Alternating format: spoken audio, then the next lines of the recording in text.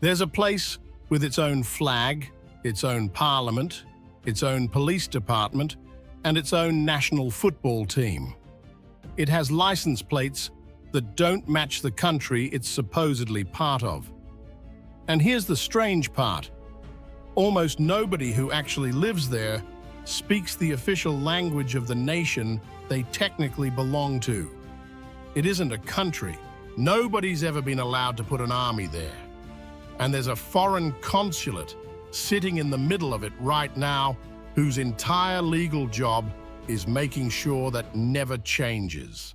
Stick around, because by the end of this, you'll understand exactly why.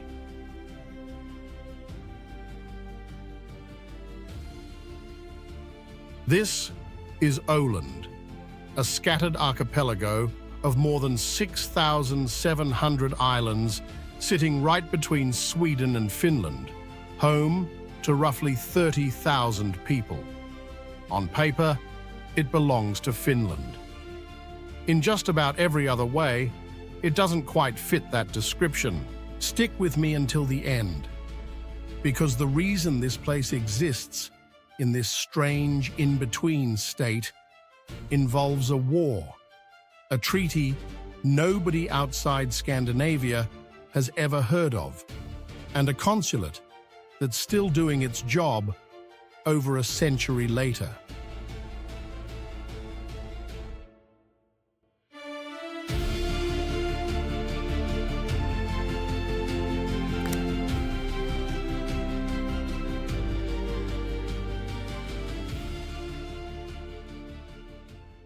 For most of its recorded history, Åland was simply part of the Kingdom of Sweden, the same as the rest of Finland.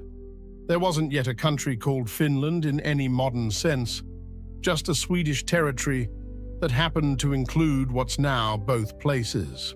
That changed in 1809, when Russia defeated Sweden in a war and forced it to hand over the entire region, Åland included, to the Russian Empire. Under Russian control, Åland and the rest of Finland became what was known as the Grand Duchy of Finland, technically autonomous, but firmly under the Tsar's authority. That arrangement held for over a century, until 1917, when Finland, taking advantage of the chaos of the Russian Revolution, declared full independence. And here's where things get complicated. When Finland became its own country, Åland came along with it automatically, simply because it had been administratively attached to Finland under Russian rule. But the people actually living on these islands had a problem with that. They spoke Swedish. Their culture was Swedish. And in 1919, an almost unbelievable 96% of Åland's voters signed a petition asking to rejoin Sweden instead. Finland said no. Sweden backed the islanders. And for a couple of tense years, this genuinely looked like it could turn into an armed conflict between two Nordic countries that on the surface had every reason to stay friendly. How that standoff actually got resolved says a lot about how this part of the world handles conflict. And it's exactly where we're going next.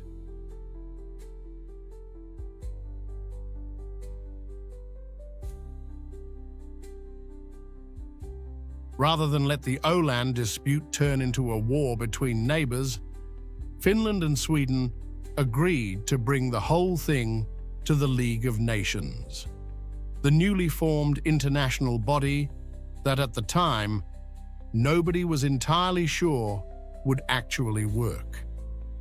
In June 1921, the League made its ruling. Finland would keep sovereignty over Åland, but there were serious conditions attached.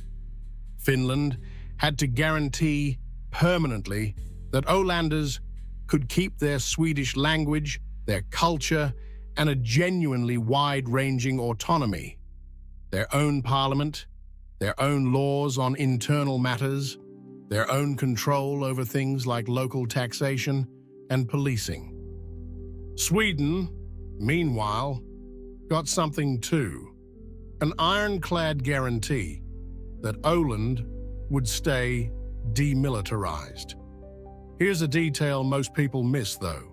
That demilitarized status wasn't actually new in 1921.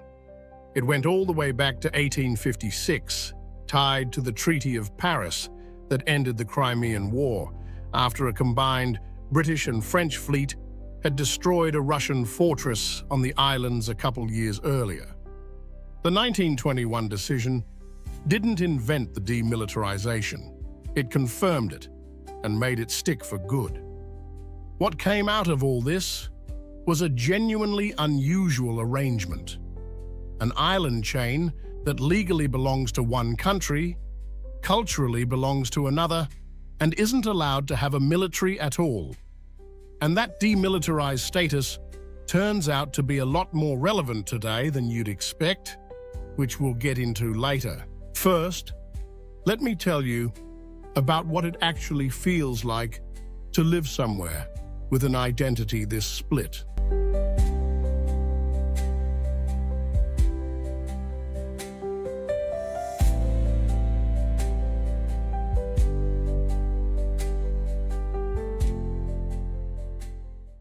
Walk around Mariehamn, Åland's only real town, and the first thing you notice is that everything is in Swedish. Not Finnish and Swedish, like you'd expect on a bilingual Finnish street sign. Just Swedish. By law, Swedish is Åland's sole official language, and in practice, the vast majority of residents barely use Finnish at all, even though it's the official language of the country their islands technically belong to. That's a genuinely strange thing to sit with. Imagine belonging, on paper, to a country whose national language you mostly don't speak, whose main ethnic identity mostly isn't yours, while still legally being one of its citizens. Locals who've talked about it describe something close to living in between. Finnish by passport, Swedish by everything else that actually makes up daily life. It shows up everywhere. Åland has its own flag, a blue field with a yellow-bordered red cross, adopted in 1954, distinct from both the Finnish and Swedish flags, even though it clearly borrows the same Nordic cross design both of those countries use. There's an Åland national football team that plays its own matches. There are Åland license plates that look nothing like standard Finnish ones. None of that makes Åland independent. It just makes it something harder to categorize than a region of Finland. And that in-between identity turns out to shape almost everything else about how this place actually runs, starting with an economic arrangement that's honestly one of the strangest tax setups anywhere in Europe.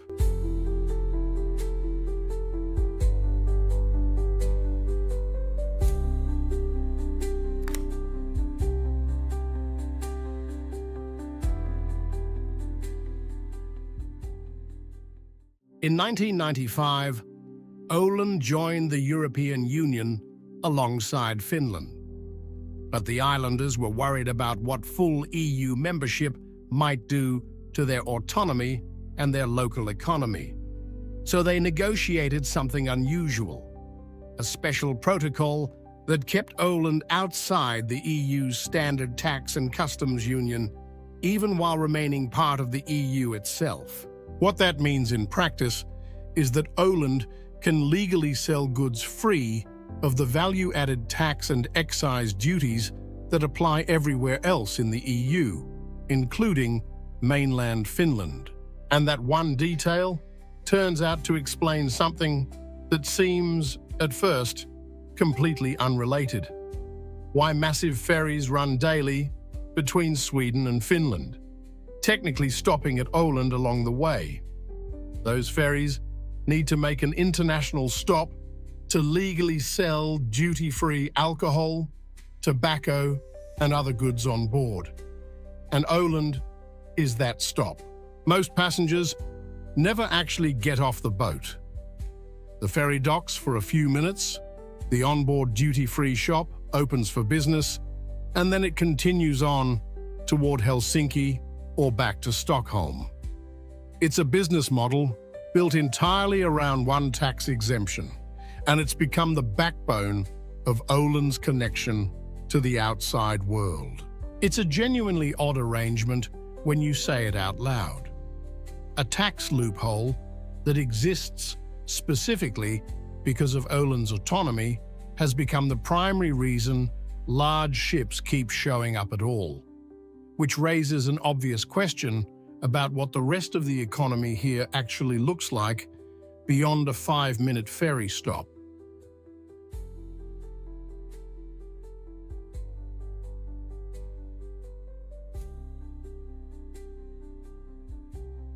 Beyond the ferry trade, Åland's economy runs largely on small, locally owned businesses. There's essentially never been large-scale heavy industry here, and the islands have built their economic identity instead around shipping, small manufacturing, agriculture, and tourism concentrated heavily in the summer months. One statistic stands out more than almost anything else. Åland reportedly has one of the highest rates of car ownership per capita anywhere in the world.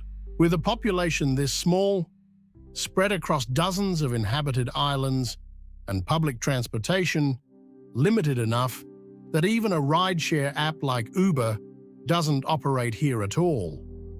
Private vehicles have become close to a necessity rather than a convenience. The islands are connected internally by a network of ferry routes. Locals casually refer to them by color: red, green, yellow, blue, hopping between the archipelago's scattered inhabited islands the way people elsewhere might hop between neighborhoods. It's public transportation, just entirely waterborne. And there's something else worth mentioning here. Locals say somewhere between 80 and 85% of Ålanders leave the islands for at least part of their lives, then eventually come back. It's treated less as emigration and more as a rite of passage.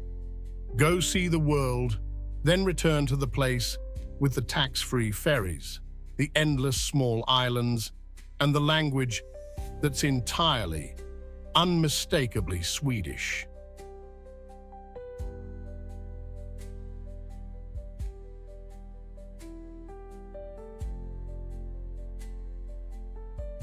Reaching Åland today is genuinely easy compared to almost anywhere else covered on this channel, which is part of what makes its cultural isolation so unusual.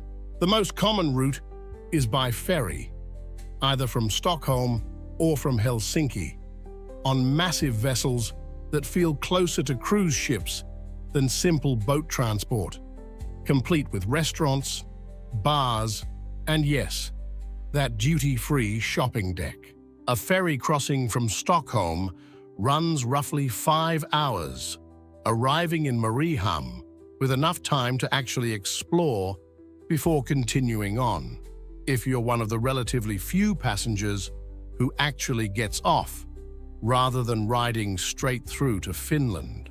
There's also a small airport, with limited flights connecting to both Helsinki and Stockholm, though locals note that ferry travel remains far more common, and for most visitors, more practical, given the frequency of sailings.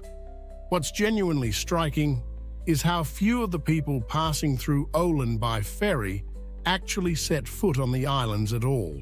Most are headed to Helsinki or back to Stockholm, and the brief stop exists purely for that duty-free window we already talked about, which means most of the thousands of people who technically pass by Åland every single day never actually experience what daily life here is like.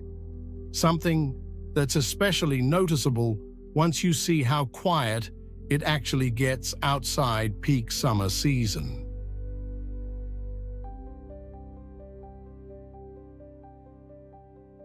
A handful of details about Åland tend to surprise people more than anything else. Despite its small size, the region hosts residents from more than 90 different nationalities, drawn in by work, relationships, or simply a search for somewhere quiet and stable, according to Åland's own regional museum. There's a genuinely bizarre maritime border quirk between Åland and Sweden involving a small lighthouse. Decades ago, Finnish authorities apparently didn't realize exactly where the maritime border sat and built a lighthouse slightly on the Swedish side of the line. Rather than tear it down, the two countries adjusted the border itself in a small zigzag, specifically so each side ended up with a proportionally fair share of the tiny disputed island. Åland has its own postage stamps, separate from Finland's, a small but genuine marker of the kind of practical autonomy the islands actually exercise day to day. And its parliament building, while not architecturally dramatic, houses a genuinely unusual legislature. 30 elected members with real budgetary authority over everything from policing to healthcare to education, all for a population smaller than a mid-sized American high school district. And residents get to skip something most Finnish citizens can't: mandatory military conscription. It's a direct legal consequence of that demilitarized status we talked about earlier. One more way this place quietly runs by its own rules, even while technically being part of a larger country.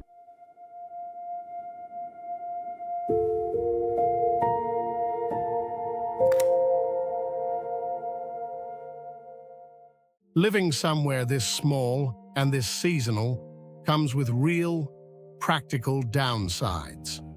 Tourism infrastructure shuts down hard outside peak summer months.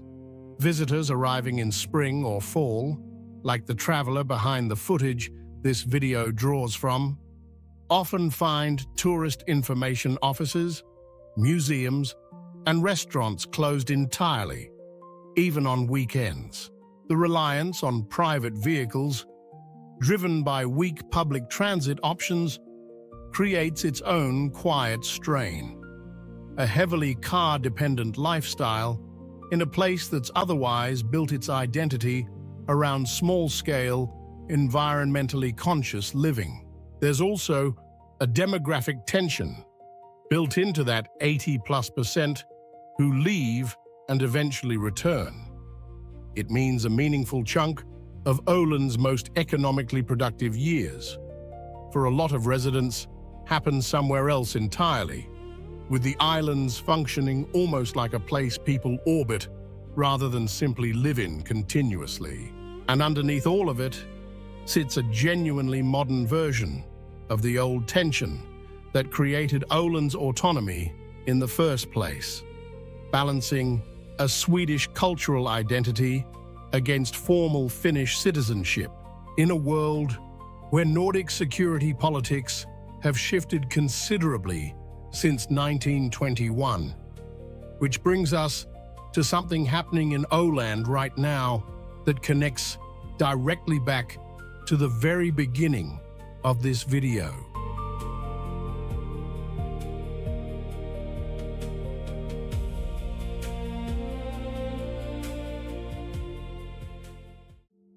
Ask people why Åland works the way it does, why it's stayed this stable and this quiet for over a century, and you keep coming back to the same core idea.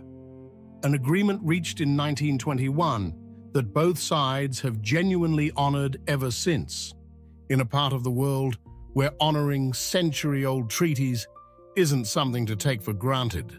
Locals describe a place chosen deliberately for its calm, safe, distant from bigger problems, small enough that everyone eventually knows everyone else. It's not a dramatic place in the way a lot of the locations on this channel are. It's quiet on purpose, and residents seem to genuinely like it that way. But that calm isn't just cultural. It's backed by an actual legal mechanism that's still functioning today, over 100 years after it was written. One this video mentioned right at the very start and hasn't fully explained yet. There's a reason a certain consulate, with a flag flying outside and a fence around it, sits in the middle of this quiet, unremarkable little town. It's time to finally tell you exactly why it's there.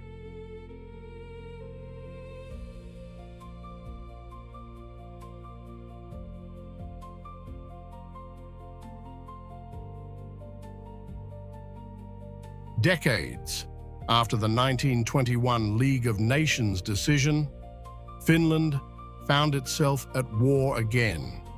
This time, directly with the Soviet Union, first in the Winter War, then in the broader conflict that stretched through the Second World War.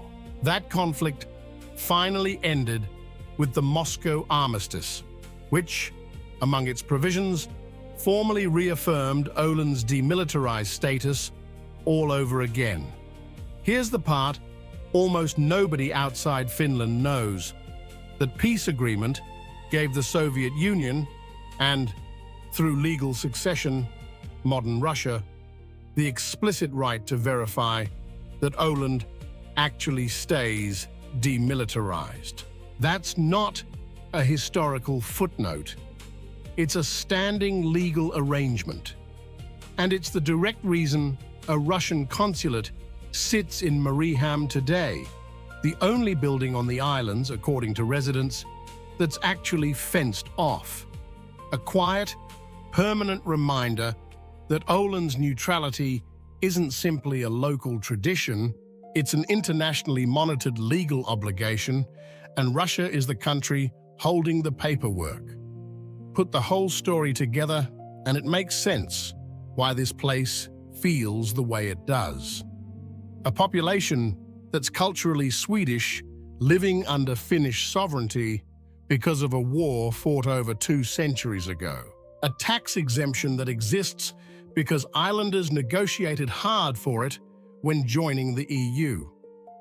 A demilitarized status that goes back to 1856, got locked in permanently in 1921, and is still actively verified today by a foreign consulate with a very specific, very old job.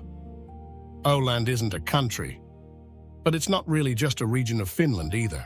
It's something that exists specifically because 100 years ago, 2 nations decided a genuine compromise was better than a fight.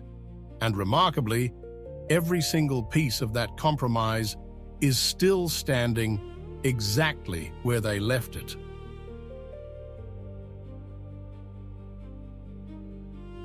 There's something genuinely rare about an international agreement from 1921 still functioning, in full, without a single major violation, a full century later.